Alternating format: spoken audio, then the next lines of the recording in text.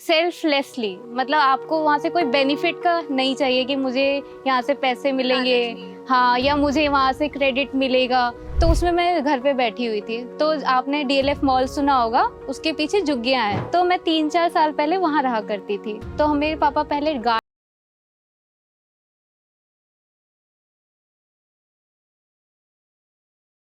औरतों के लिए ही था। तो वहाँ पे मैंने औरतों से बात की। बहुत मनाना पड़ता है औरतों को घर से निकालने के लिए। सर, हमारी फैमिली कंडीशन पे डिपेंड करती है ना, कि आप कुछ भी चाहो, लेकिन आपकी कंडीशन क्या डिमांड कर रही है, कि आपको पैसों की नीड है या नहीं है। आप कितने भी प्योर हार्टेड हो, अगर नीड है तो आपको जरूरत पड़ जाएगी। हमारे बहुत सारे प्रोजेक्ट, अभी हमारा एक लक्ष्य है कि पूरे उत्तर प्रदेश में 1 साल में 1 करोड़ वृक्ष लगाने। तो यहीं पास में 25 किलोमीटर दूर यमुना बहती है। यमुना का 1.6% हिस्सा सिर्फ दिल्ली में बहता है, और सबसे ज्यादा जो प्रदूषित है, जहाँ से यमुना चली है, सबसे ज्यादा प्रदूषित दिल्ली में ही है। और सबसे ज्यादा जो प्रदूषित है वो नोएडा और दिल्ली का जो बॉर्डर है, कालिंदी कुंज घाट। अब वहाँ जाते हैं, देखते हैं तो वो बबल्स रहते हैं बहुत। वो बेसिकली वो है क्या? ये है कि कई सारी जो कंपनियां हैं वो केमिकल रिएक्शन उसमें छोड़ती है, और गवर्नमेंट जो है उन्होंने उन्हें लाइसेंस वगैरह प्रोवाइड कर रखे हैं।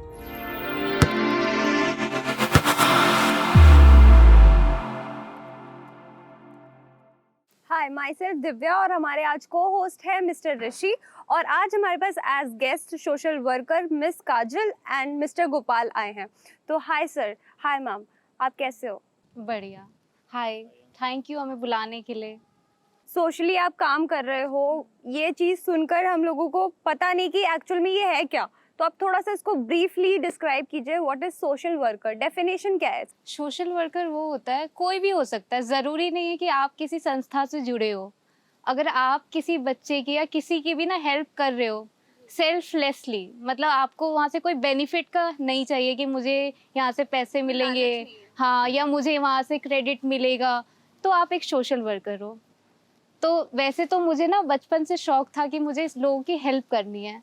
तो मैंने तभी ये सोशल वर्कर ज्वाइन करने का, या सोशल जो एनजीओस होते हैं उसे ज्वाइन करने का, तब मैंने सोचा था। ओके, और सर व्हाट अबाउट यू? मेरे हिसाब से जो अपने भले के लिए ना करके दूसरों के भले के लिए कार्य करे, बिना किसी लालच के। लालच से तो हर कोई कर रहा है, वो तो जॉब हो गई। हाँ। कि आप एक जॉब कर रहे हो कि हाँ। भाई तुम्हें इसकी बगैर सैलरी किसी मिल रही लालच है। के, जिससे कि हम किसी की मदद कर सके और उसके चेहरे पे एक खुशी आ सके। चालू कब से किया था, पहले ये थोड़ा क्लियर कर ले हमें। मैंने चालू किया था जब मेरा 12th पास हो गया था, तो 3 मंथ का ब्रेक मिलता है रिजल्ट से पहले का। तो उसमें मैं घर पे बैठी हुई थी। तो आपने डीएलएफ मॉल सुना होगा, उसके पीछे झुग्गियाँ हैं। तो मैं 3-4 साल पहले वहाँ रहा करती थी। फैमिली के साथ रहते थे हम। हाँ, तो मेरे पापा पहले गार्ड थे ना, तो फिर धीरे धीरे करके उन्होंने बिजनेस तो सेटअप कर लिया था, घर भी बन चुका था, बट हमारी जो स्टडीज थी उसकी वजह से हम शिफ्ट नहीं कर पा रहे थे। तो तब मैं वहीं रहती थी। तो वहाँ पे एक सर्वे हो रहा था। सर्वे मिथिला मैम थी, उपाय के फाउंडर थे वरुण श्रीवास्तव सर। तो वो ना सर्वे कर रहे थे, तो उन्हें एक वो चाहिए था कि कोई वहाँ से कोई वॉलेंटियर मिल जाए जो वो नोएडा में इस चीज़ को स्टार्ट कर सके। तो मेरे भैया तब घर पे थे, तो एक सर्वे हुआ, भैया ने उसे ज्वाइन कर लिया। तो भैया का कुछ रीज़न हुआ, उन्होंने उसे छोड़ने का सोचा। तो भैया जब छोड़ रहे थे तो मैंने कहा कि ऐसा करते, मैं 3-4 दिन जाके देखती हूँ, अगर मुझे अच्छा लगेगा तो मैं इस चीज़ को कंटिन्यू करूँगी, क्योंकि अभी मैं घर पे ही हूँ। तो फिर मैंने जब 2-3 दिन गई तो मैंने बच्चों से मिली, और मैं उस एरिया में रह के भी वहाँ की नहीं थी, क्योंकि मैं रूम में रहा करती थी, पापा छोड़ते थे, मतलब मैं कभी बाहर उतना नहीं घुली मिली थी, ज्यादातर अंदर थी। जब मैंने देखा कि बच्चे वहाँ पे गवर्नमेंट स्कूल में जाते हैं और उन्हें जो पढ़ाई थी, क्वालिटी नहीं थी वहाँ पे, बच्चे स्कूल जा रहे हैं। तो हमने जो उपाय का जो मतलब मेन मोटिव होता है कि बच्चों को ना उनके लेवल के अकॉर्डिंग ना उन्हें ना एजुकेशन प्रोवाइड करे। जैसे कि बच्चा 3rd में है, तो ज़रूरी नहीं है कि उसे फर्स्ट की चीज़ें आती हैं।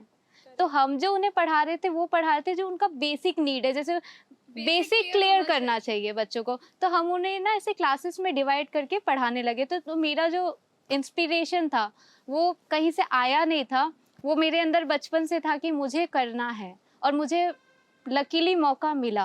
तो मुझे बहुत अच्छा लगा कि मैं फिर उपाय से जुड़ी। उपाय पहले से ही, उपाय 19 मई को 2010 में स्टार्ट हुआ था, ठीक है। तो फिर उसको अभी मैंने जो ज्वाइन किया, मुझे मैक्सिमम 6 ईयर हो चुके हैं वहाँ पे, 6 ईयर हो चुके हैं।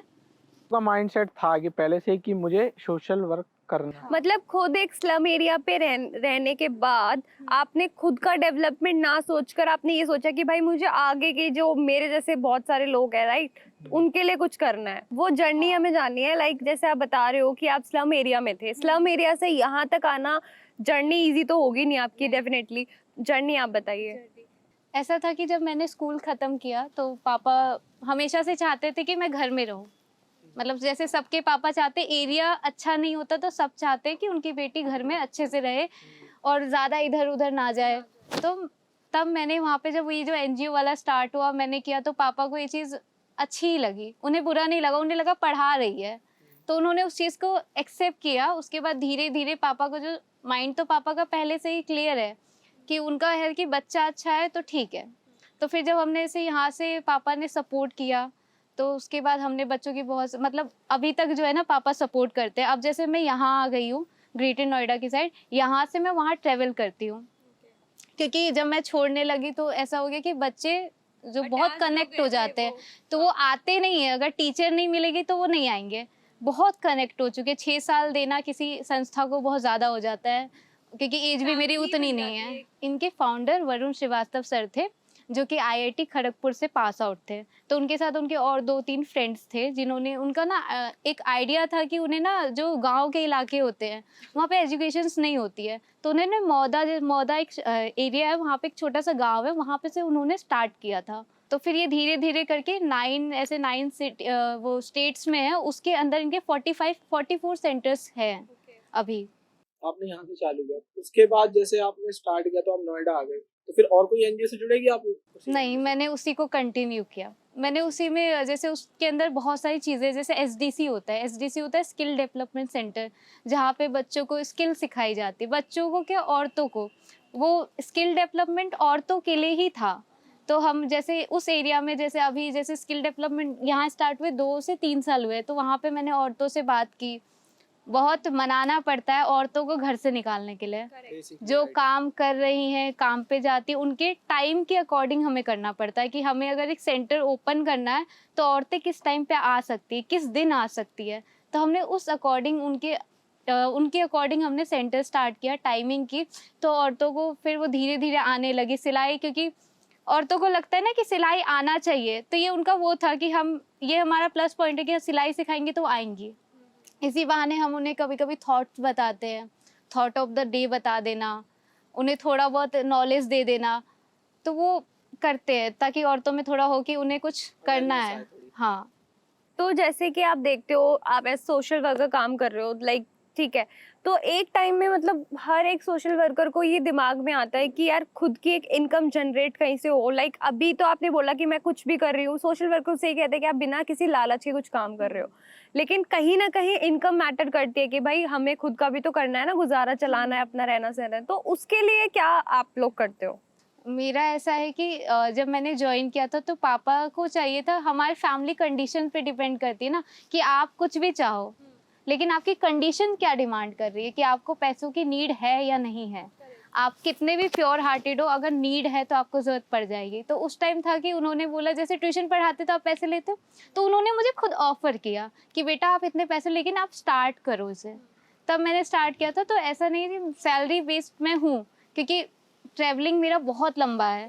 गाजियाबाद से नोएडा जाना, अप एंड डाउन, फिर बहुत ज़्यादा लगता है हमें, बहुत टाइम लग जाता है। टाइम टेकन में यहाँ से अगर 2-2:30 बजे निकलती हूँ तो मैं 4 बजे पहुँचती हूँ, वहाँ से मैं 6 बजे निकलती हूँ, घर 8 बजे पहुँचती हूँ। उसमें मेरा कॉलेज भी है, तो थोड़ा तो आपको ऐसा चाहिए ना कि पापा को आप कुछ दिखा रहे हो कि मैं ये कर रही हूँ, ताकि वो आपको करने दे।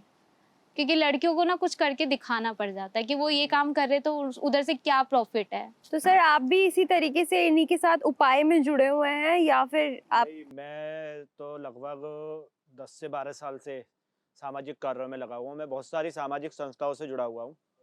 हाँ, जैसे जो शिक्षा में और जानवरों के लिए हेल्प करना, पर्यावरण, मेरा सबसे जो प्रमुख मुद्दा है वो पर्यावरण और शिक्षा है। आप कोई प्रोजेक्ट पे काम कर रहे हैं उसके? हाँ, हमारे बहुत सारे प्रोजेक्ट, अभी हमारा एक लक्ष्य है कि पूरे उत्तर प्रदेश में 1 साल में 1 करोड़ वृक्ष लगाने का।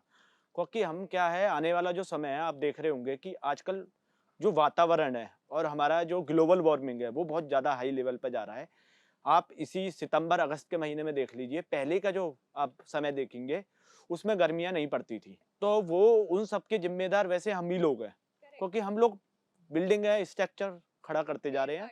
हाँ, आप पहले के समय देखोगे, मैं नोएडा से बिलोंग करता हूँ, मतलब नोएडा में रहता हूँ, तो हमारे यहाँ पहले 80 फुट पे पानी आ जाता था, अब 180 लेवल आता है।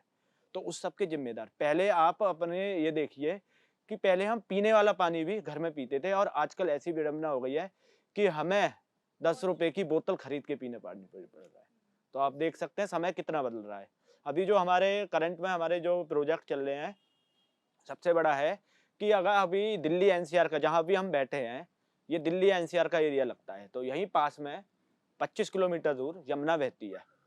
यमुना का 1.6% हिस्सा सिर्फ दिल्ली में बहता है, और सबसे ज़्यादा जो प्रदूषित है, जहाँ से यमुना चली है, सबसे ज़्यादा प्रदूषित दिल्ली में ही है, और सबसे ज़्यादा जो प्रदूषित है वो नोएडा और दिल्ली का जो बॉर्डर है, कालिंदी कुंज घाट।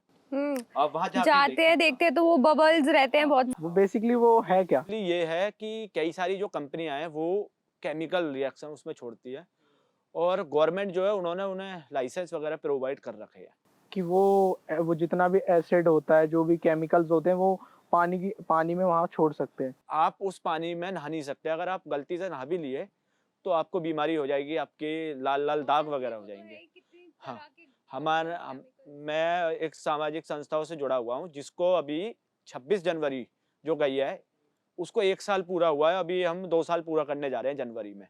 हमारा लक्ष्य पर्यावरण का ही है। तो अभी हमारी 98 ड्राइव, हम संडे को यूथ जो होता है 16 साल से लेके 29 साल तक का, अगर गवर्नमेंट का भी आंकड़ा देखा जाए तो 16 साल से लेकर 29 साल तक के ही युवाओं को यूथ माना जाता है, भारत सरकार के द्वारा जो नियम है उसमें।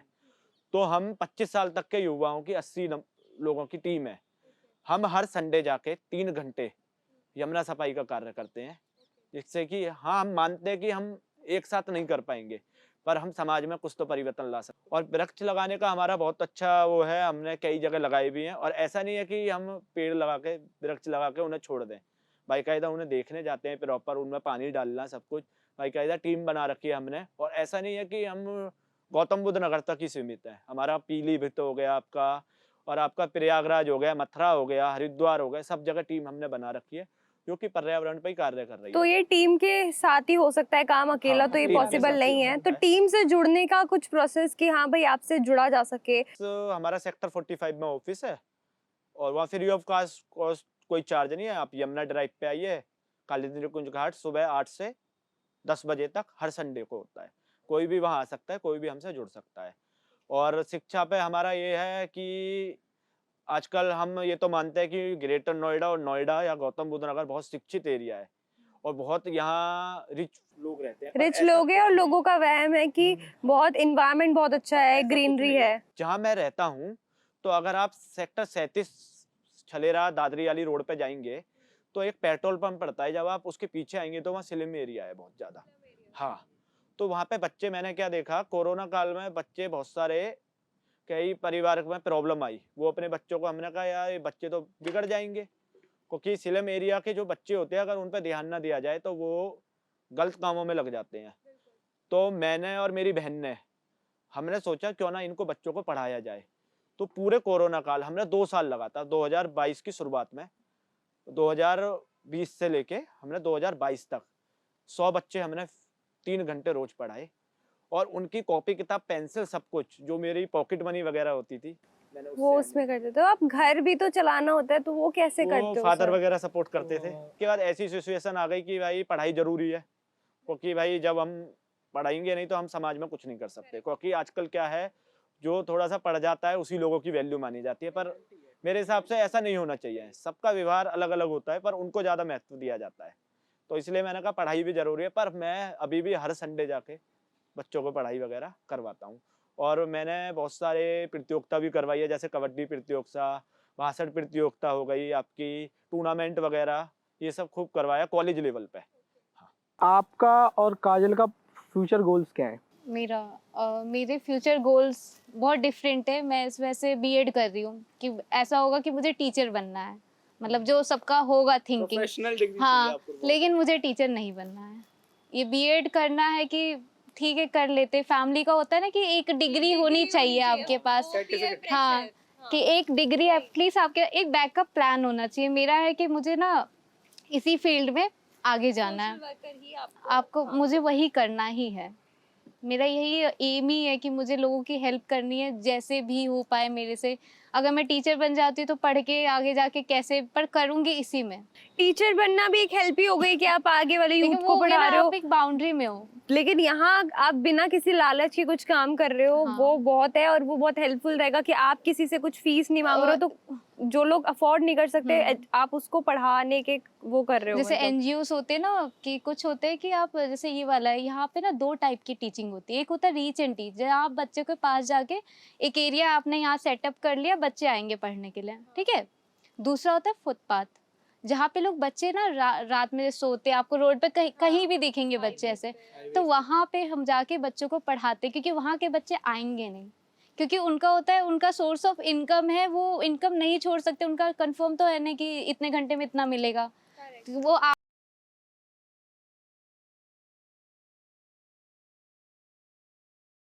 इनकम मिले, तो हम उन्हें नहीं बुला सकते, तो हम उनके पास जाके पढ़ाते हैं, ताकि उनका थोड़ा सा हो कि थोड़ा ही इधर उधर का थोड़ा दिमाग में आए कि पढ़ाई कितनी ज़रूरी है।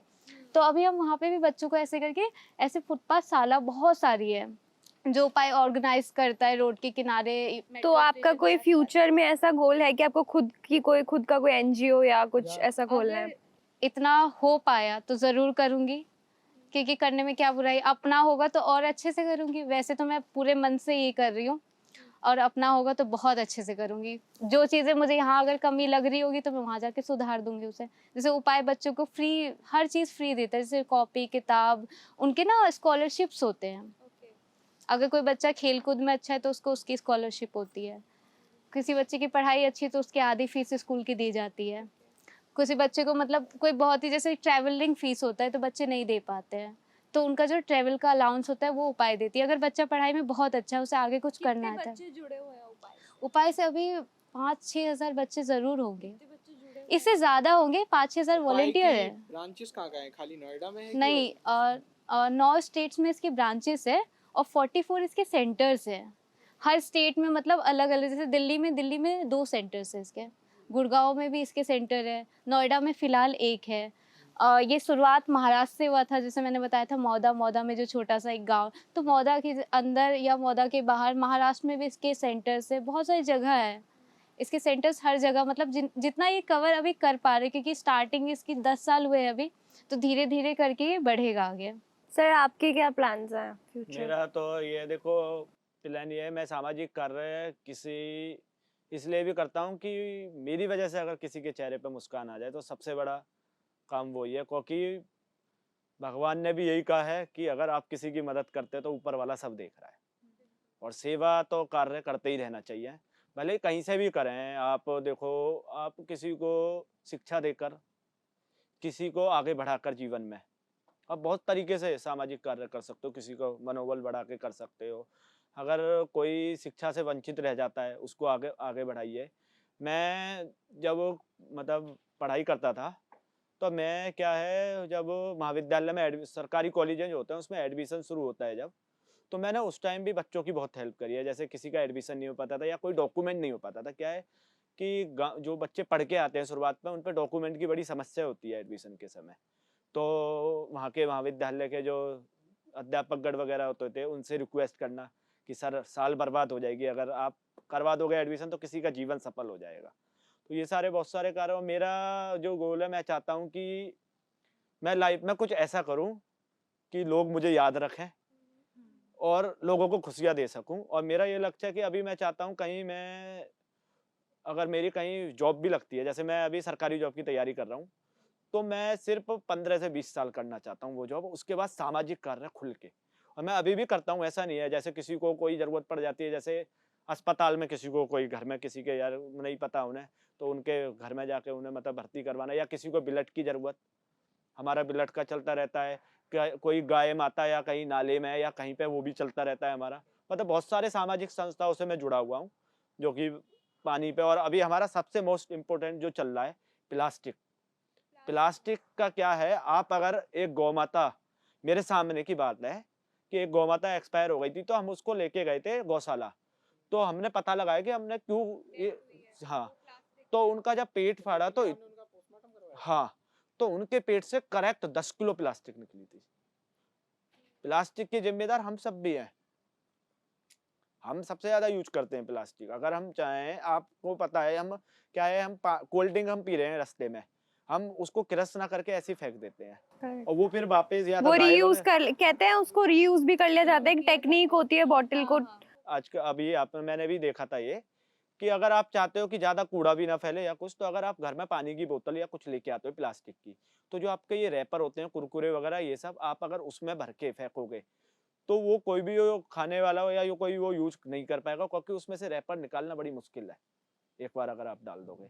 और आप सब है तो मैं एक आप सबसे एक और निवेदन करना चाहूंगा। देखो, मैं पर्यावरण से रिलेटेड कार्य करता हूँ, तो आपने देखा होगा हम शादी ब्याह में जाते हैं या हम अपना जन्मदिन बनाते हैं, तो अगर हम लक्ष्य लें कि हर जन्मदिन एक वृक्ष लगाएं, और हम शादी, हाँ, हम अगर शादी में जाते हैं तो कन्यादान के साथ साथ एक पौधा और दें, तो ये बहुत अच्छा रहेगा, क्योंकि पर्यावरण आज के समय में बहुत जरूरी है। आने वाले समय में, हाँ, हम अपने दिनचर्या में, हाँ, पर हाँ, लोगों के घर में एसी लग गया है सबसे ज्यादा।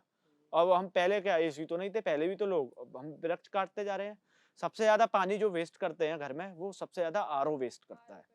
आरओ का पानी अगर हम उसे घर के यूज में, पोछा में ले लें या कपड़े धोने में ले लें, तो वो सबसे अच्छा पेड़ों में दे सकते हैं, पर नहीं, हम उसे वेस्ट करते रहते हैं। हाँ, फिर ये अगर इतना ध्यान नहीं रखोगे तो कितना % धरती पे पानी है, कुछ टाइम बाद यही सारा पानी उसी को साफ कर करके फिल्टर, ये जो हम लोग वॉशरूम्स यूज करते हैं, ये जो पानी है, यही तो सारा हम ये गंदा पानी जो हम देख रहे हैं कहाँ जा रहा है? ये रीयूज, मतलब हम इसी को कर रहे हैं, साफ होकर आ रहा है। टेस्ट आपने शायद अभी अखबार में खबर पढ़ी हो कि आपने देखा होगा भी कि आजकल जंगली जो जानवर हैं वो जंगलों से निकल के बाहर आ जा रहे हैं सड़कों पे या रिहायशी इलाकों में, और लोगों पे हमला करते हैं। उसका रीजन ये है कि उनके हम जंगल खा रहे हैं, हम इंफ्रास्ट्रक्चर खड़ा कर रहे हैं। आप हर जगह देख लो, आप दिल्ली एनसीआर में देख लो, ऊंची ऊंची इतनी बिल्डिंगें बन रही हैं, सुविधा कुछ नहीं है, वो चिड़ियाघर जैसा लगता है एक तरीके से, पर वो बना दिए, पर वो पर्यावरण तो खा गए लोगों का, सांस लेने तक की वो नहीं है। सबसे ज्यादा, अगर पूरे भारत में सबसे ज्यादा पॉल्यूट सिटी देखा जाए तो नोएडा, ग्रेटर नोएडा, दिल्ली माना जाता दिल्ली है है। सबसे और ज्यादा। अभी ये G20 हुआ था, तो G20 के हिसाब से जब रिकॉर्ड किया गया तो देखा गया कि वो जितने दिन आपका ये रहा था G20, पोल्यूशन बहुत सबसे कम रेट पोल्यूशन था। तो हमें आप हम जैसे ये युवा हैं उन्हें आगे आना पड़ेगा, क्योंकि आज की जो जनरेशन है सबसे ज्यादा युवा भारत में ही है। अगर वो युवा आएंगे तो हम कुछ भी कर सकते हैं यूथ से। सर, आपने बहुत अच्छी बात बताई। अब आप कोई ऐसा लेसन जो आप हमारे यूथ को, हमारी ऑडियंस को देना चाहते हो एनवायरनमेंट से रिलेटेड, कुछ आप बता सकते हो? सोशल वर्कर, मतलब ठीक है सबकी फैमिली अलाउड, सब कुछ लोग नहीं कर पाते हैं ऐसे जैसे आपने स्टेप लिया, तो कोई ऐसी चीज जो हम घर बैठे भी कर सकते हैं हेल्प एज सोशल वर्कर, मुझे लगता जैसे है। कि आप बाहर जाते हो, आपको बच्चे ज़रूर दिखते होंगे मंदिर के बाहर, इधर उधर बच्चे तो आपसे ज़रूर मिलते होंगे, तो आप उन्हें चाहो तो अपना टाइम दे सकते हो। ज़रूरी नहीं कि आप किसी संस्था के साथ जुड़ के उस चीज़ को स्टार्ट करो। अगर आपके पास टाइम है तो आप मंदिर के कोने पे भी बैठ के अगर बच्चों को पढ़ाने जाओगे, बच्चे पता है बहुत ही ना वो होते हैं कि ना कौन आया क्या लाया करके सब चले आते हैं। बहुत ज़्यादा होते हैं। आप उनके पास ना कुछ भी लेके चले, पेन ले जाओ लाइट वाला, आप खड़े हो जाओ, वहाँ पे बच्चे खुद आएंगे, आपको बुलाना नहीं पड़ेगा उन्हें, क्योंकि बच्चे ऐसे होते हैं। तो आप अगर कहीं भी आसपास आपको बच्चा दिख रहा है और उसके पास सच में एजुकेशन उसे चाहिए और नहीं भी चाहिए, तो एजुकेशन की हमें पता है कितनी इंपॉर्टेंस है और बच्चों को नहीं पता होती है। अगर हम प्रोवाइड कर सकते हैं और खुद का अपना टाइम थोड़ा सा दे सकते हैं तो क्यों ना दे।